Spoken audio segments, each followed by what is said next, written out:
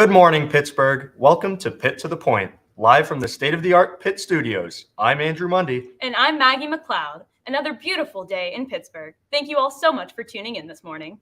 Over the next hour, we'll be covering everything going on at the University of Pittsburgh, all the way To the point. Join us as we cover entertainment, politics, and sports, as well as what's happening right here on Pitt's campus. This morning, we'll be starting off with some interesting Pitt news. The University of Pittsburgh's 18th Chancellor, Patrick Gallagher, will be stepping down next summer after 8 years in the position. And we are honored to have Chancellor Gallagher with us live this morning. Good morning, and thank you for joining us. Good morning. Glad to be here. So, to start, what led to your decision to step down as Chancellor at the University of Pittsburgh? Well, no one can be chancellor forever. So it was part of just making the announcement at a point in time where the Board of Trustees had the time to initiate a search where the information was kind of out there openly. And so it could be a meaningful transition for the university. So that's what led to the timing of the announcement. And so up until this point, really, you have successfully navigated and currently are still navigating the university through COVID-19. Can you reflect on the challenges that the pandemic have presented and what your course of action has been? Yeah, so it's been an interesting ride, right? Let's not do pandemics again. That would be my main advice. Yes. Please. I think the real challenge in the global pandemic was that it was global, right? Most incidents that you deal with, happen in a certain place over a certain period of time. And this was both open-ended and everywhere. And so it was all about the uncertainty. Nobody had a playbook really for doing this. And so the plan was really to go to sort of basic principles, keep everybody safe, try to follow the guidance from health officials, be adaptive and be flexible. And that's hard, right? As human beings, we like to know what's going to happen. And so I think the real challenge was maintaining that posture of sort of, we're learning as we go.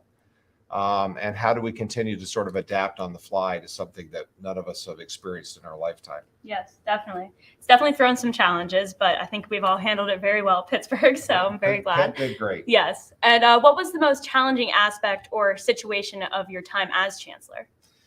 I think the biggest challenges have come from things that have tended to pull us apart.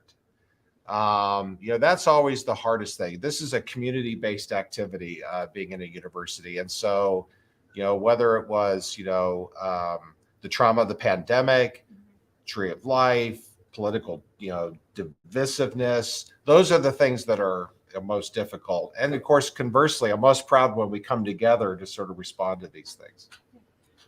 So the horrible massacre at the Tree of Life has affected, the Pitt community in a broad sense. Can you talk us through the challenges that day kind of brought in your role? Well, that day was historic. I think it was one of those moments where I can still remember the sound of the sirens going by the residence that morning, and sort of at that time still not knowing what was happening. When an act of hate is that dramatic and that searing that the whole world stops to look at Pittsburgh and see what's happening. I think, the initial challenge was, healing and responding. But I think what I'm most amazed about is the way the Pitt community and the larger Pittsburgh community responded by coming together and showcasing our collective strength in the face of a solitary act of hate. And I think it's regrettable that we sort of don't tackle hate until it's happening. The real challenge is to prevent these things from getting to that point. And what did it mean to you for Pitt to be strong for the Pittsburgh community? Well, somebody once told me when I started this role that as Pitt goes, so goes Pittsburgh. Right. This university is kind of a heartbeat of this region, and we should be proud of that. And so I think it meant a lot that, that coming together, that visible, we're in this together and we're going to showcase our strengths versus, the things that divide us, set it was a role model for the whole region. And the world noticed. Yeah. So 9 years, really, it is a long time to be in one position. Throughout your time as Chancellor, what are you most proud of? Well, it's funny, 9 years can go fast too. So it depends on where you're sitting. I would say what I'm most proud of is kind of why we're here. this is a place filled with amazing students, amazing faculty doing amazing things. And my proudest moments are kind of living vicariously through all of you. And so it's seeing the achievements of our students, and whether that's some big award or some big recognition, or the students marching across the stage at commencement, or our teams, winning championships, or our faculty doing amazing research that's changing the way we think about the world. Those are the moments that really stand out, that I'm most proud of. Absolutely. And how did it feel to be tapped by President Obama to serve on the White House Commission for National Cybersecurity? Well, I spent over 20 years in federal service, so I was asked to do a lot of things over that period of time. That one was interesting because it came after I left federal service and I was here at Pitt.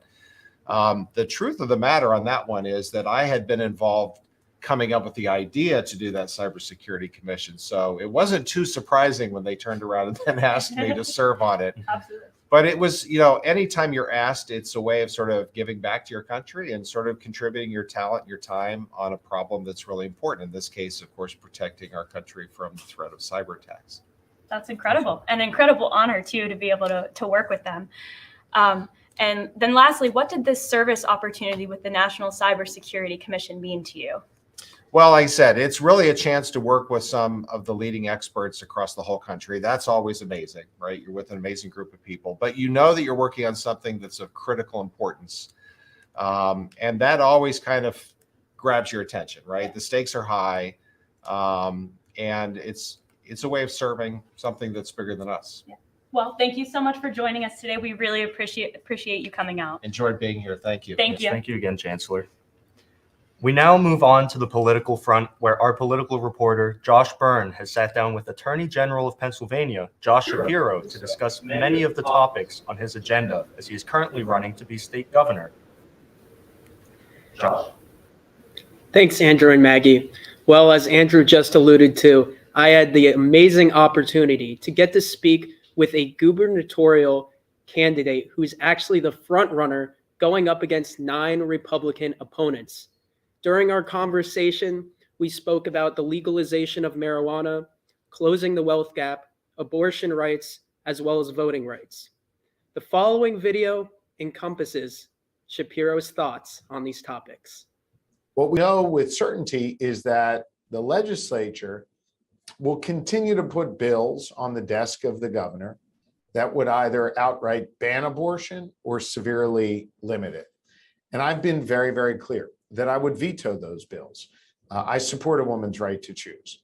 I trust the women of Pennsylvania to make those decisions, and I'll veto any of those bills that would undermine a woman's right to choose.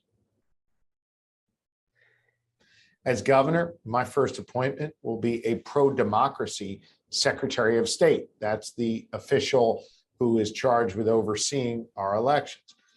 In addition to that, I want to make changes to our state laws to encourage voter participation. Every one of my opponents wants to make it harder for people to vote. I want to make it easier for eligible people to cast their votes. So when I'm governor, we'll have automatic voter registration. We'll make sure that young people, 16 and 17 years old, can actually pre-register so that when they turn 18, they're ready to go. We need to make sure that our system encourages participation, not discourages it. We've actually seen an increase or an uptick in the number of young people voting. And I think you need to appeal to young people and talk about issues that actually matter to them. It's one of the reasons why I talk about how I've taken on predatory student loan companies and for-profit colleges and canceled more than 130 million in student debt as a result of the work we've done. It's why I talk about making college more affordable by putting more state money into it to reduce the cost. It's why I talk to people about adding vocational and technical training in the classrooms in high schools. So I think you got to give young people a reason to show up and vote. And that's by meeting them where they are, treating them with respect, and doing things that actually improve their lives. We should legalize, regulate, and tax marijuana for recreational purposes, period. We need to settle for nothing less than a $15 minimum wage, period. And as governor, I'll be hopefully signing that into law. We also need to make some other long-term investments, certainly in education. I have a plan that puts billions of dollars more into what's known as the fair funding formula, which will drive more dollars out into school districts that are in need, like the Pittsburgh School District. I think it is incumbent upon all of Attorney General Shapiro also noted his experience working in the Pennsylvania government as a positive, and he believes he can work across the aisle to unite a very ununited state of Pennsylvania. For Pitt to the Point, I'm political reporter Josh Byrne. Andrew, Maggie. Thank you for that, Josh. Coming up after the break, we look at sports in Pittsburgh, starting with everyone's favorite baseball team, the Pirates. So stay with us on Pitt to the Point.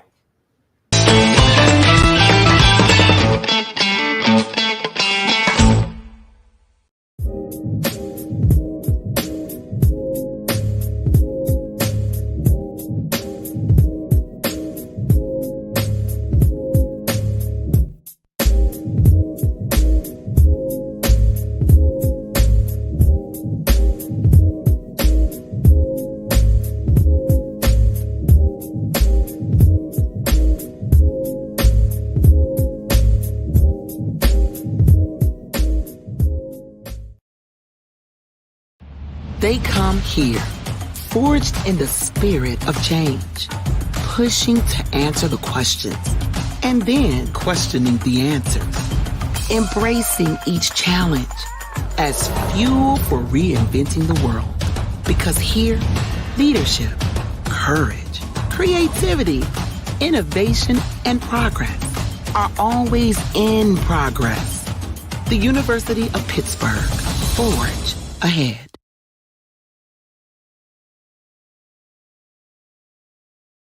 So one incentive tool that the University of Pittsburgh has is Pitt Funds Me.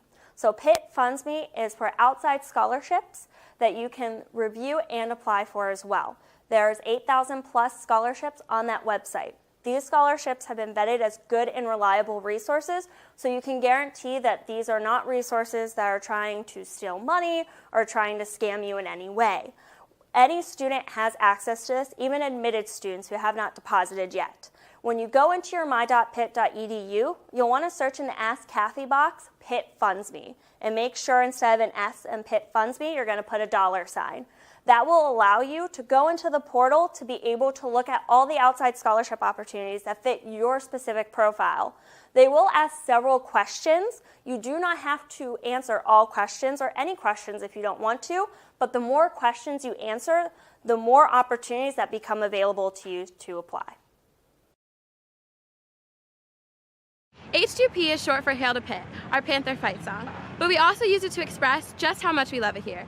There are so many reasons to hail, but here are just a few. Hail to Kathy! Hail to the Nationality Room. To WPTS Radio. Hail to Oakland. Hail to Shenley Plaza. Hail to Forbes Avenue. Hail to the towers. Hail to Cardiac Hill. To Hillman Library. Hail to the University of Pittsburgh. Hail to Pittsburgh. Hail to Heinz Field. Hail to Pitt.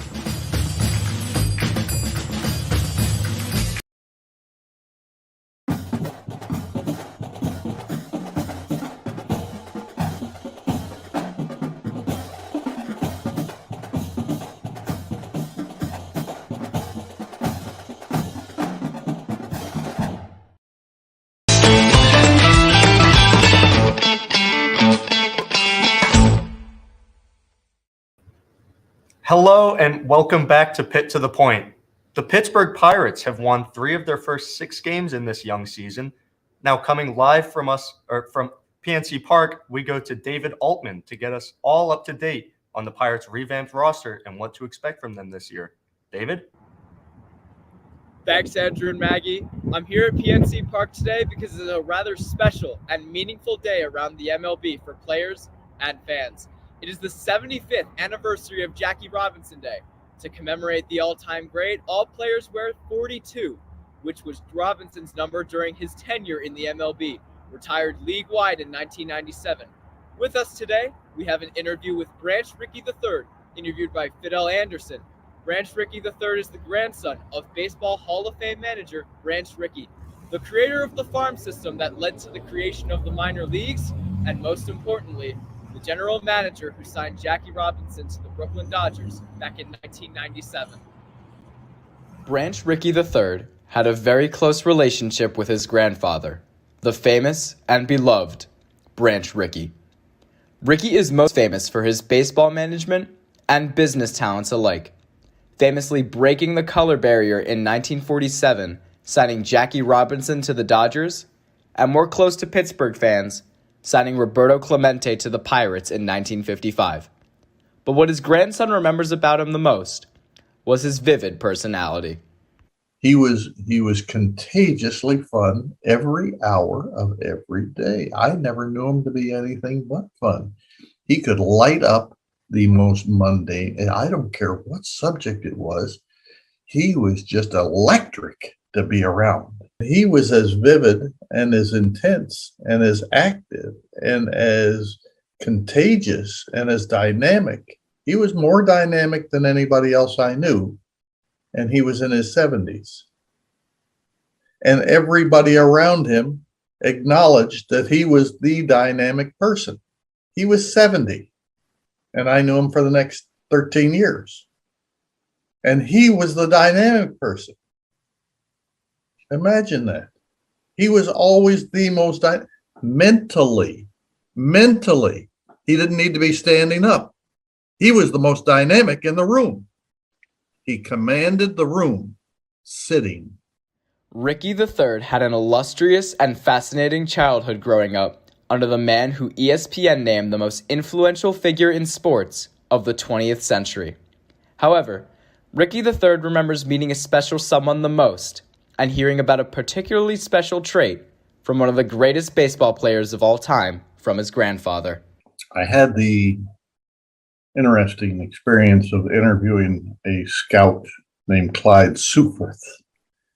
And Clyde has a place in history. Clyde has several places in history. Of course, he was the scout who my grandfather sent to see Jackie Robinson. He was the scout who brought Jackie Robinson in to interview with my grandfather in Brooklyn and he was the only other person in the room with what I refer to as the most sporting event that took place in the 20th century off the field, which was the interview of Jackie Robinson with my grandfather. I think it's the most spectacular sporting event that did take place in the 20th century. And I said, I got one last question, and this comes as a grandson. Let me ask you, what do you think he should be remembered for? Oh, his compassion. And he didn't say. Jackie Robinson's legacy will continue to bless the MLB for generations to come. More on Pirates baseball, however. Brian Reynolds hit a 2-run home run to tie the game in a 9-4 win over the Washington Nationals yesterday, after signing a 2-year deal worth $13.5 million earlier that day. To me, this says everything we need to know about the Pirates and Brian Reynolds, and honestly, it surprised me about their commitment to a player of his caliber. But more to look forward to, a few key games coming up at PNC Park on April 17th is the 67th anniversary of Roberto Clemente signing with the Pirates, and also Kids Poster Giveaway, where all kids take home a Pirates poster signed by local Pittsburgh artist Emily McGackey. And on April 30th, we have Zambelli Fireworks Night, so come on down for an explosive performance. From Pitt to the Point, I'm City Sports reporter David Altman. Back to you at the studio, Andrew and Maggie. Thank you for that, David. We now go to the city's football team, where a tragic event occurred earlier this week in South Florida. Steelers quarterback Dwayne Haskins was struck and killed by a truck while attempting to cross a Florida highway. The accident happened around 6:37 a.m. outside Fort Lauderdale's Hollywood International Airport. According to the Florida Highway Patrol, Haskins was pronounced dead on the scene. The first memorial will be held April 23rd at noon at Christ Church in Rockaway Township in New Jersey, where Haskins was born. The next day, services will be at Bullis School in Potomac, Maryland, where he attended high school. He was only 24. We want to extend our condolences to the family and friends of Dwayne Haskins during these times. We'll be right back on Pitt to the Point.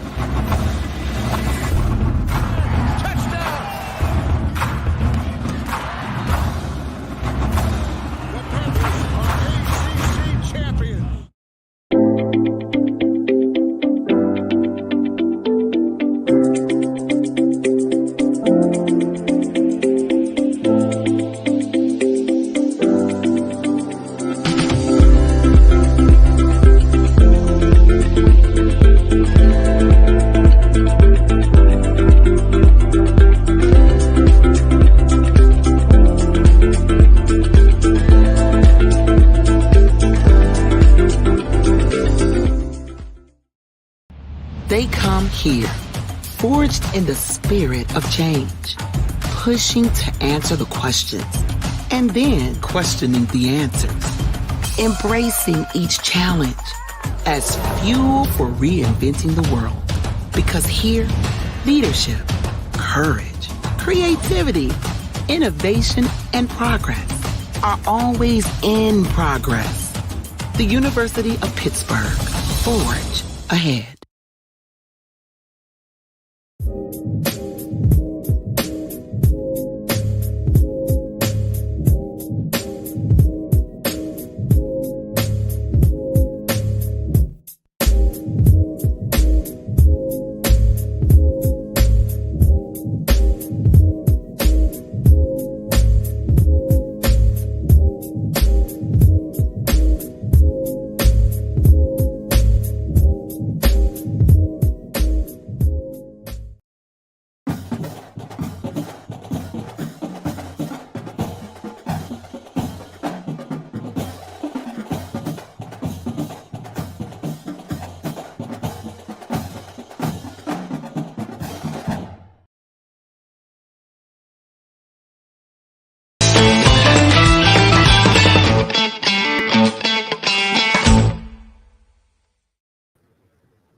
Welcome back to Pitt to the Point, and thanks again for tuning in.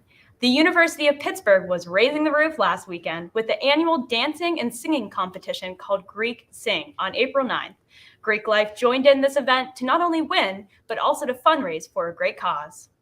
Our Clubbing at Pitt reporter, Casey Orwig, attended Greek Sing and got us a story. Casey?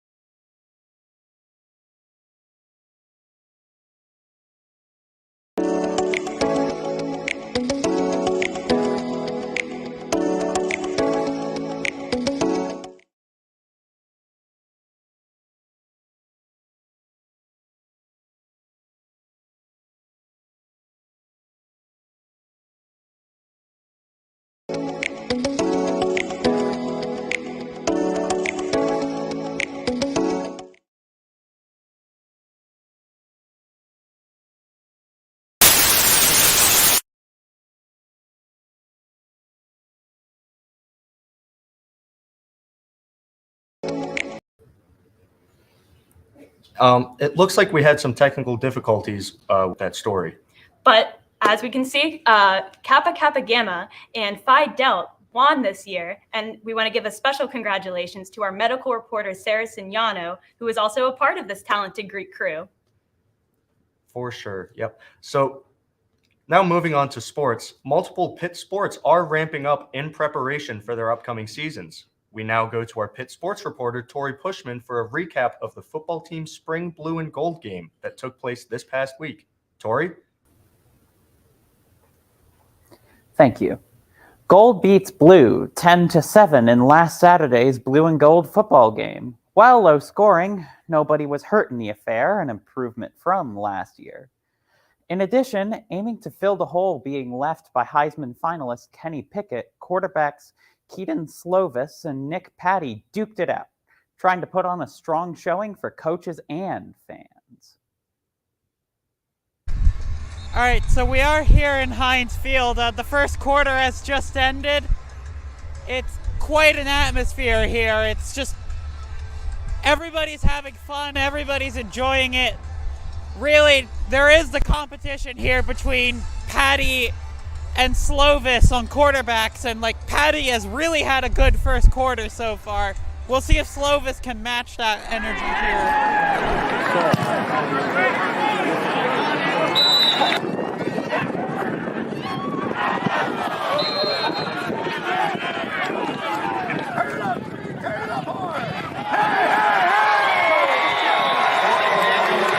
It's important just to see where you're at in terms of your game, man, to see these guys out here right now have a good time, be able to play the game that they love to play. It's one of those things that is memorable for everybody, man. You come out here and make memories for the fans, and then you come out here and make memories with your teammates. It's an incredible experience, so I know the guys are loving it.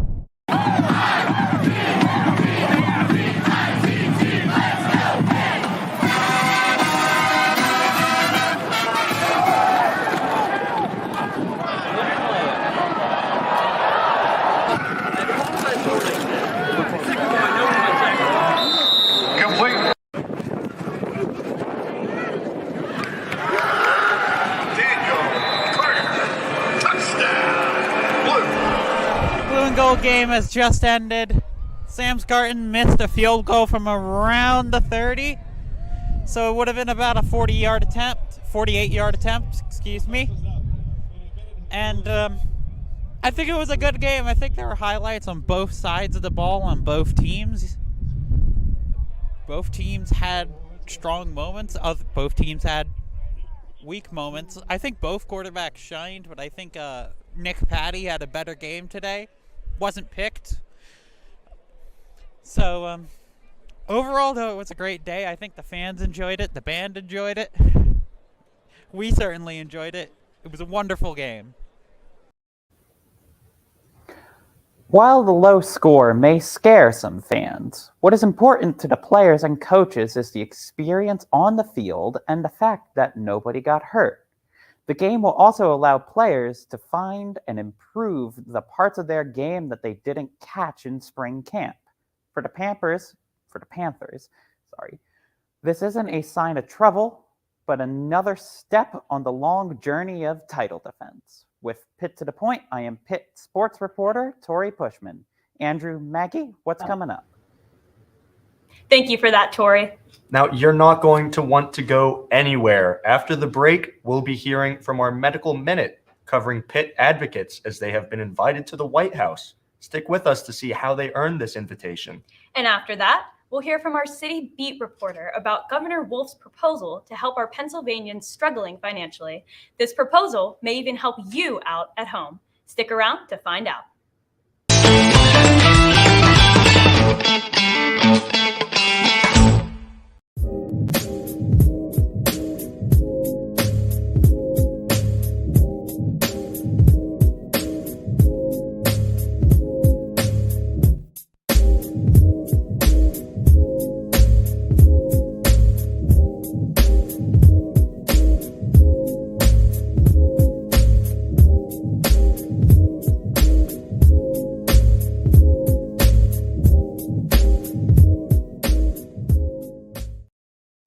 They come here, forged in the spirit of change, pushing to answer the questions, and then questioning the answers, embracing each challenge as fuel for reinventing the world. Because here, leadership, courage, creativity, innovation, and progress are always in progress. The University of Pittsburgh. Forge ahead. So one inventive tool that the University of Pittsburgh has is Pitt Funds Me. So Pitt Funds Me is for outside scholarships that you can review and apply for as well. There's 8,000 plus scholarships on that website. These scholarships have been vetted as good and reliable resources, so you can guarantee that these are not resources that are trying to steal money or trying to scam you in any way. Any student has access to this, even admitted students who have not deposited yet. When you go into your my.pitt.edu, you'll want to search in the Ask Kathy box, Pitt Funds Me, and make sure instead of an S in Pitt Funds Me, you're going to put a $sign. That will allow you to go into the portal to be able to look at all the outside scholarship opportunities that fit your specific profile. They will ask several questions. You do not have to answer all questions or any questions if you don't want to, but the more questions you answer, the more opportunities that become available to you to apply.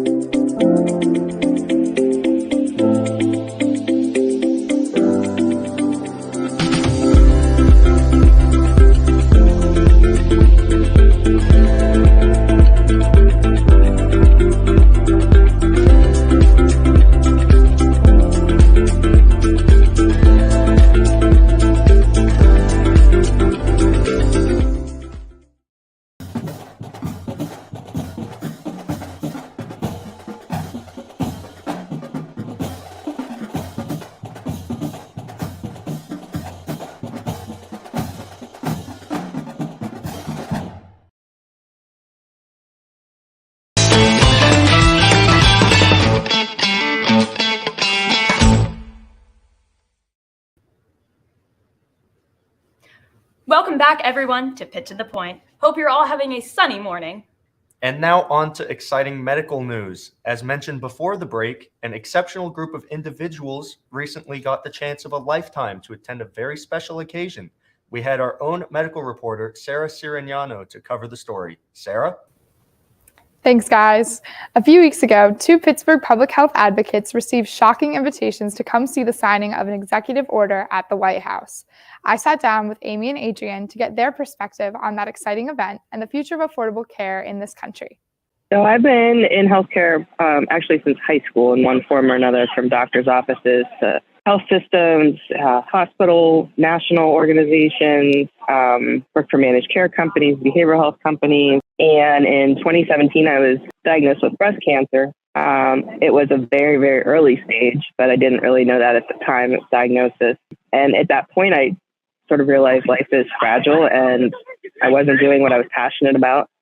So I went back, I applied to Pitt, to health policy and management. I've always had an eye to health equity. I was able to meet the other 2 advocates who were on the Obama call with me, which was pretty cool to meet them in real life.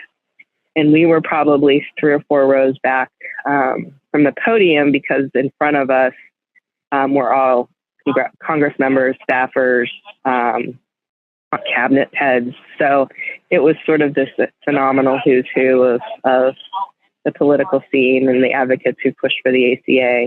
I was most pleased with the sort of admission that the ACA is not perfect, that they're continuing to work on it and continuing to adjust and fix what's wrong with it. To be in the same room with, former President Obama, President Biden, Vice President Harris, so all of these big time, these important people, it was really surreal. And just to listen to them talk and to see the emotion on their face, it brought me to tears, because I actually know that I'm confident that I know that this is something that they feel very strongly about.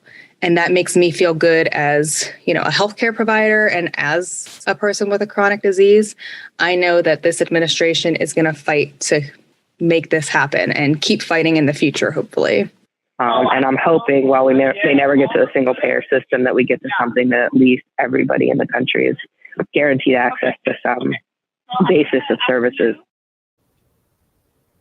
While their trip to the White House will not soon be forgotten, neither will Amy and Adrian's work and hopes for public health policy and affordable care in this country. For your Pitt Medical Minute, I'm Sarah Sarignano. Now let's send it over to our City Beat reporter, Jamie Ely. Jamie? Some Pennsylvanians could become $2,000 richer in the near future. Governor Tom Wolf recently announced that he is looking to provide payments of up to $2,000 to help families still recovering from the COVID-19 pandemic. This proposal is looking like it will not only benefit residents, but the state as well. Governor Wolf is looking to spend a great deal of money before it gets sent back to Washington. Pennsylvania has more than $2 billion left over from the American Rescue Plan Act. However, the governor has his own plan. Wolf proposed the PA Opportunity Program, a program aimed to help families still recovering from the rising cost of living due to the pandemic and inflation. The proposal looks to give up to $2,000 to everyone with a household income of $80,000 or less. Wolf is earmarking about $500 million to be used for this program. The PA Opportunity Program is part of a bigger $1.7 billion proposal from the governor. This vast sum will be used to assist small businesses, provide property tax relief, support PA's healthcare system, and invest in conservation, preservation, and revitalization of Pennsylvania communities. Wolf views his plan as a sort of reset button from the pandemic. Because of rising costs due to pandemic-related supply chain disruptions and other pandemic cost issues, the cost of products have been rising, and Wolf hopes that, with this stimulus, it will bring people out of the recession that is currently hitting many in America. According to a press release from the governor, Wolf is joined by Senator Christine Tartaglione and Representative Brian Kirkland, bringing a strong backing from the Democrats. However, it is unclear whether the proposal will receive any backing from Republicans. Despite this, Wolf has not lost hope. The way he sees it, this will not only give the economy a much-needed nudge, but will also give Pennsylvanians struggling another chance. Any money from the American Rescue Plan not used by the end of 2024 will be returned to Washington, so Wolf hopes to spend it before his time as governor comes to a close. Beyond this, Wolf hopes his proposal can provide some relief to Pennsylvanians hurting from the rising cost of living. For Pitt to the Point, I'm City Beat reporter Jamie Ely. Maggie, Andrew. Thank you for both of those stories, Sarah and Jamie. And coming up after the break, we have a Pitt alumnus who was once a Paralympic gold medalist and is now helping those just like him. His focus is on not caring how the outside world sees those with disabilities, but rather how they see themselves. Stay tuned to see more.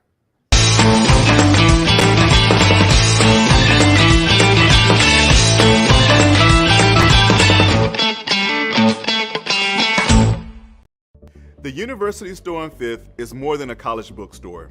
We are independently owned and operated by the university, and we've been that way for more than 100 years. The consistent campus support allows us to respond to the changing needs of our customers, provide personalized service and quality merchandise, support the university's initiatives, and represent Pitt with Panther pride. The U-Store has all the course materials that you need. Whether you want to purchase or rent your books, or you're interested in digital materials, we can help. Looking for the latest tech and accessories? We carry all the biggest brands. As an Apple authorized campus store, you will receive the best in educational pricing on your favorite Apple products. Plus, our repair center and student technical support are conveniently located in the store and are ready to get your tech back in working order. Visit us to shop the latest Pitt apparel, school supplies, and the largest independent book selection in the city, all without leaving campus. And when it comes to services, visit the Center for Creativity, which offers members of the Pitt community a space to engage their hands and minds. It's easy to shop online and pick up in store. We accept financial aid and Panther funds for your convenience. At the U-Store, we put pride in everything that we do so that you can put Panther pride in everything that you do. So stop by today and let us help you. Hail to Pitt!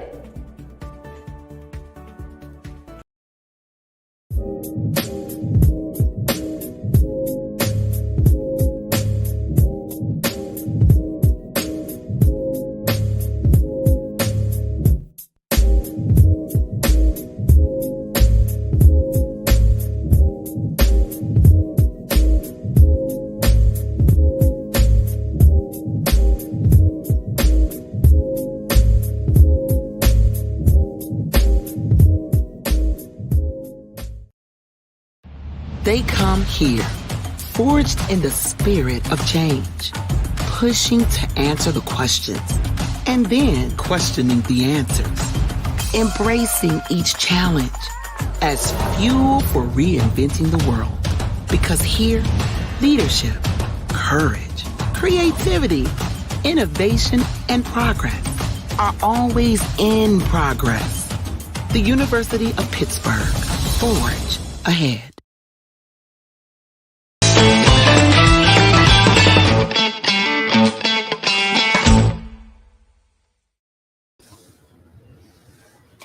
Welcome back, everyone, and thanks for sticking with us. It looks like the technical difficulties were fixed for our clubbing at Pitt, so we're going to go ahead and take a look at that.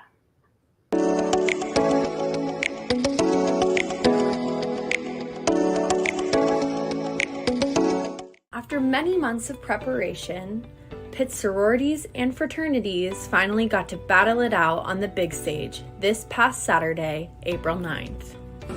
So I was the third one. We were the Hunger Games theme.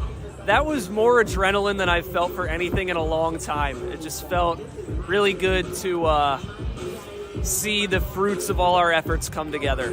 It's kind of nice being able to do everything that we've been practicing for half a year now and meeting everyone and get to show everyone at Pitt and the Pitt community and even the Pittsburgh area. Yeah, it was a really great experience, and it was a good bonding experience. Yeah, it was really great to get to know everyone, and I feel like I made a lot of friends through Greek Sing, so it was a really great experience. Yeah. Annually, this Greek Week performance is held indoors in Pitt's Fitzgerald Fieldhouse. This year, however, due to the COVID-19 pandemic, the event was held outdoors with no mask requirements. On Saturday, these outdoor performances also came with some unfortunate weather. It was fun. We were super excited. We felt really prepared, but the weather wasn't really cooperating.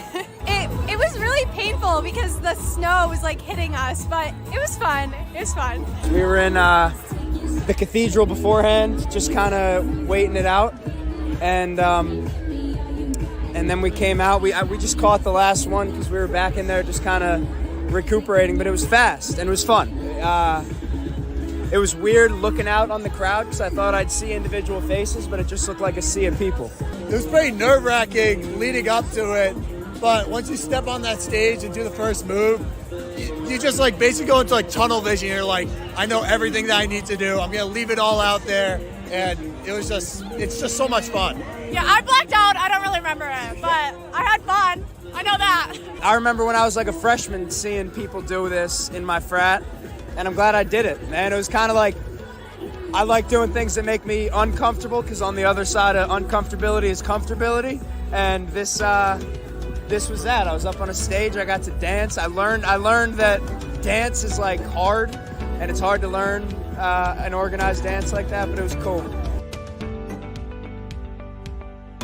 After suffering through months of preparation, stiff competition, and some inclement weather, the Royal Blue team came out on top. With an incredible Clue-themed performance, the Kappa Kappa Gamma sorority and Phi Delta Theta fraternity went home with the win.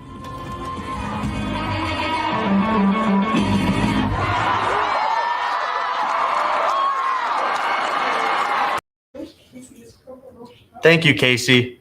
And we want to congratulate the winners again, and good job to all participants.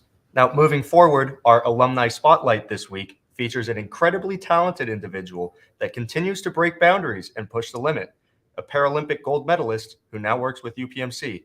Take a look. The U.S. is about to go back-to-back for the first time in Paralympic ice sledge hockey history.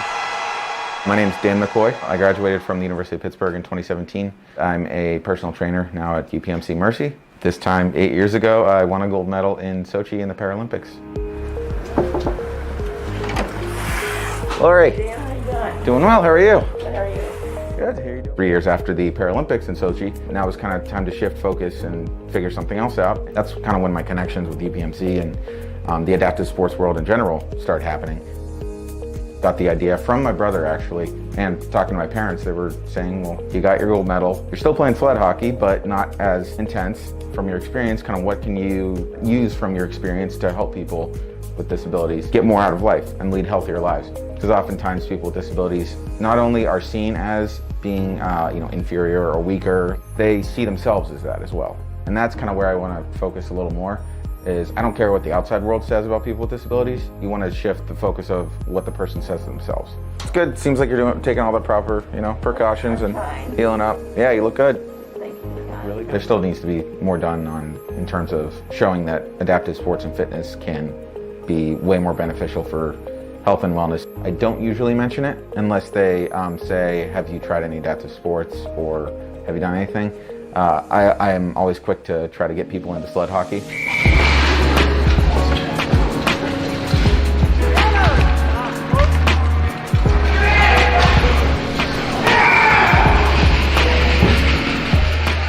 We have a couple of the gloves I wore in Sochi, one of the helmets I wore training and everything, a pair of sticks I used in Sochi, one of the sleds I used for training as well as in the Paralympics.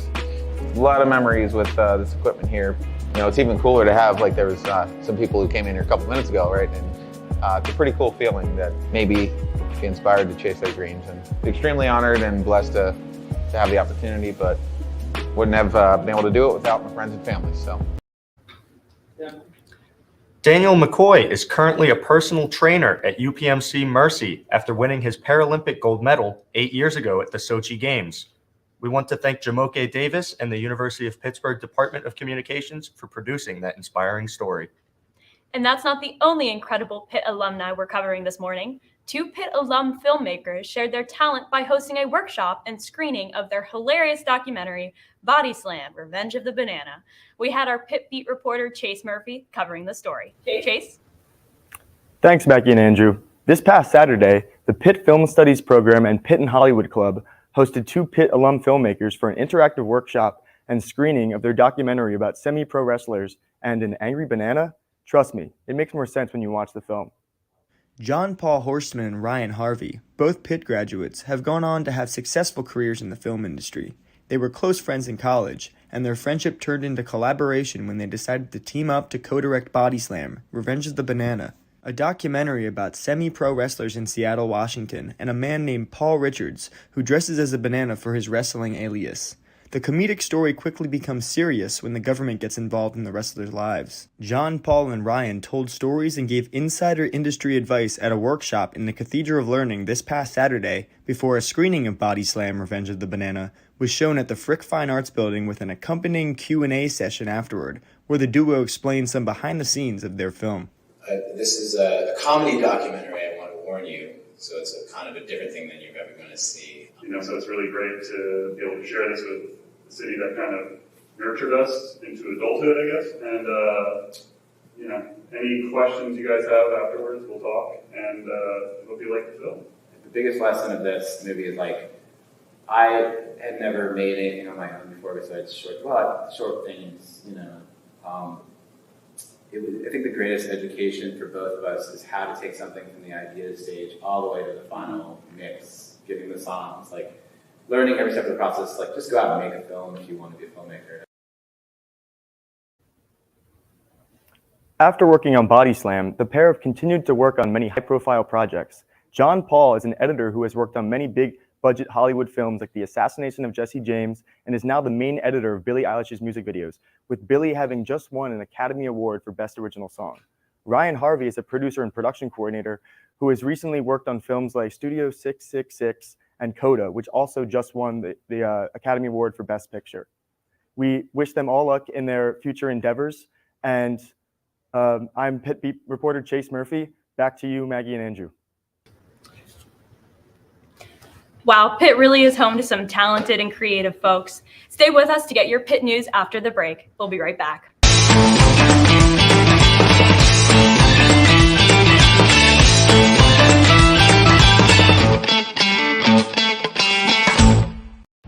They come here, forged in the spirit of change, pushing to answer the questions, and then questioning the answers, embracing each challenge as fuel for reinventing the world. Because here, leadership, courage, creativity, innovation, and progress are always in progress. The University of Pittsburgh. Forge ahead.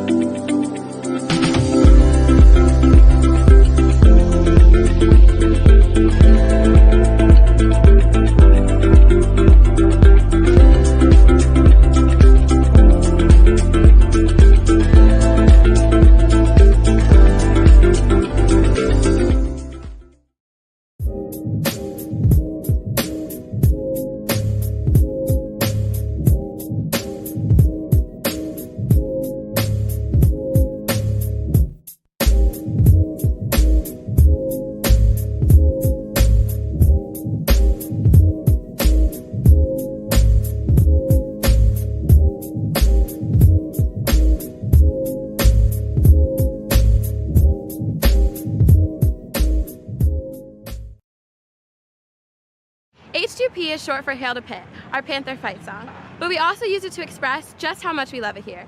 There are so many reasons to hail, but here are just a few. Hail to Kathy! Hail to the Nationality Room. To WPTS Radio. Hail to Oakland. Hail to Shenley Plaza. Hail to Forbes Avenue. Hail to the towers. Hail to Cardiac Hill. To Hillman Library. Hail to the University of Pittsburgh. Hail to Pittsburgh. Hail to Heinz Field. Hail to Pitt.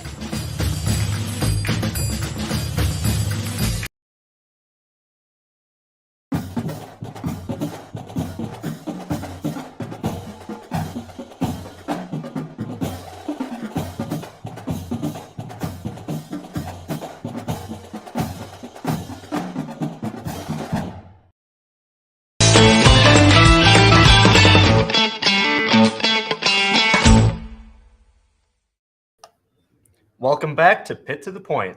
Up next, we are happy to collaborate with the Pitt News to share their highlight stories of the week.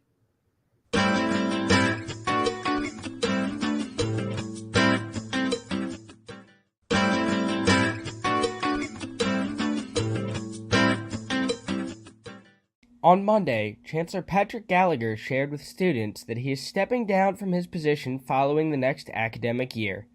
In a statement shared with students, Gallagher also shares that he plans to be a professor in the Department of Physics and Astronomy following him stepping down as chancellor.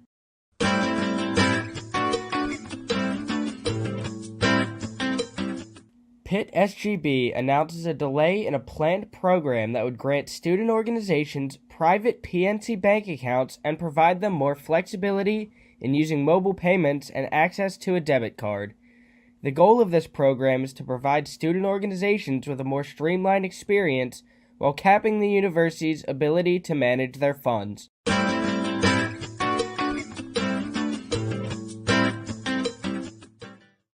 Defense, Defense, Defense was the name of the game in Pitt's annual spring blue and gold game, as both offenses appeared to still be in hibernation from the winter. Team Gold, quarterbacked by redshirt senior Nick Patty, was able to hold off Keaton Slavis and Team Blue in an all but thrilling 10-7 victory. Other than a field goal, running back Daniel Carter was the only action on either offense as he rushed for 2 touchdowns, one for each team. With all eyes on who will win the starting quarterback job come fall, the defense made sure to announce their presence as well. Thank you again to the Pitt News for sharing their highlight stories of the week. Now, don't go anywhere. Up next, we have an entertainment feature covering the holidays and various events happening throughout the city this week. Coming up after the break.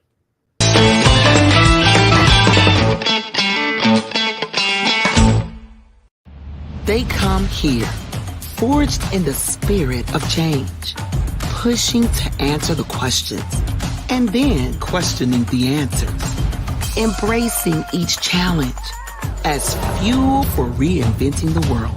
Because here, leadership, courage, creativity, innovation, and progress are always in progress. The University of Pittsburgh. Forge ahead.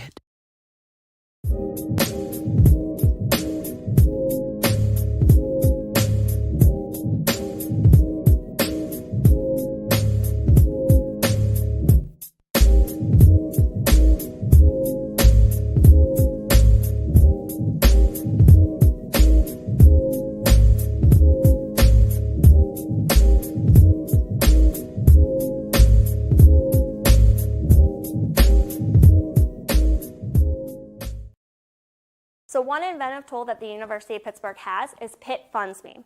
So Pitt Funds Me is for outside scholarships that you can review and apply for as well. There's 8,000 plus scholarships on that website.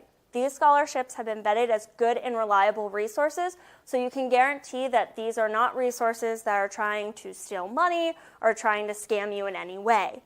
Any student has access to this, even admitted students who have not deposited yet. When you go into your my.pitt.edu, you'll want to search in the Ask Kathy box, Pitt Funds Me, and make sure instead of an S in Pitt Funds Me, you're going to put a $sign. That will allow you to go into the portal to be able to look at all the outside scholarship opportunities that fit your specific profile. They will ask several questions. You do not have to answer all questions or any questions if you don't want to, but the more questions you answer, the more opportunities that become available to you to apply.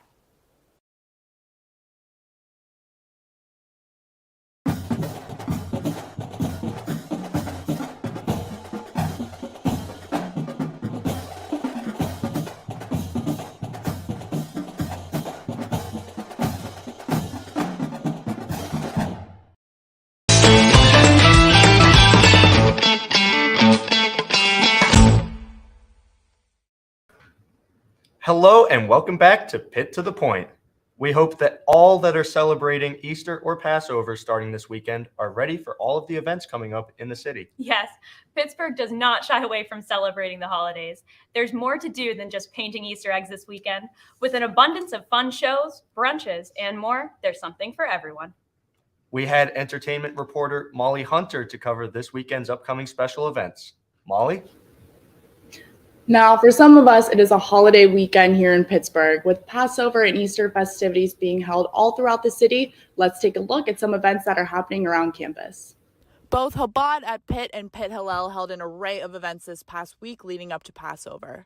Both organizations will come together to host the first Seder tonight beginning at 7:45 p.m. at the O'Hara Student Center. Melanie Silver, and I'm the president of Hillel at Pitt. So Seder is the first 2 nights of the holiday of Passover, which is 8 days long. The first 2 nights we host Seders, which are retellings of the story of Passover, along with a meal of celebration of our freedom from slavery in Egypt. Passover is one of the really important holidays in Judaism, and the university doesn't offer any sort of celebration for it, so it's really important that we offer a space for students to connect with their ancestors, their history, their faith, and have a moment of community throughout the entire week of Passover. All of Passover, we really target on creating a space for Jewish students to be able to celebrate their Passover traditions on campus, but we also are never going to turn away someone who's eager to learn about the Jewish holidays, and so we're really open to everyone.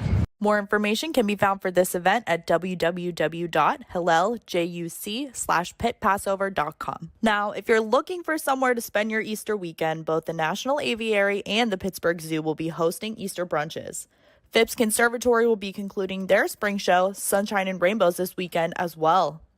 The Spring Flower Show brought notes of vibrant color to Pittsburgh after an otherwise gray winter. The spring show features tens of thousands of spring blossoms, including lilies, daffodils, hyacinth, and tulips. The one thing I love about the spring show is it brings a smile to everybody's face because it's so colorful and it smells so good, and they know that it isn't going to last long. So they come and they're excited and they're just happy. Mm-hmm. It just makes people happy. The Monet show is going to be a sight to behold. The plans, the horticulturists have done amazing jobs. It is really going to be something, including the gift shop. There's going to be all new decorations, and It's just going to be beautiful. Plus, Monet, the colors cannot be beat. As you can see, there are some great events to take advantage of this weekend in Pittsburgh, and happy holidays to those who celebrate. For Pitt to the Point, I'm entertainment reporter Molly Hunter. Back to you, Andrew and Maggie. Thank you so much for that story, Molly. You just gave me my weekend plans. And that's all we have time for today. Thank you all so much for watching and allowing us to be a part of your weekend routine. Remember to join us next time for another eventful show. And as always, we want to thank our sponsor, KDKA and CBSN, for their continuous support of our show. I'm Maggie McLeod. And I'm Andrew Mundy. Thank you so much for joining us on Pitt to the Point.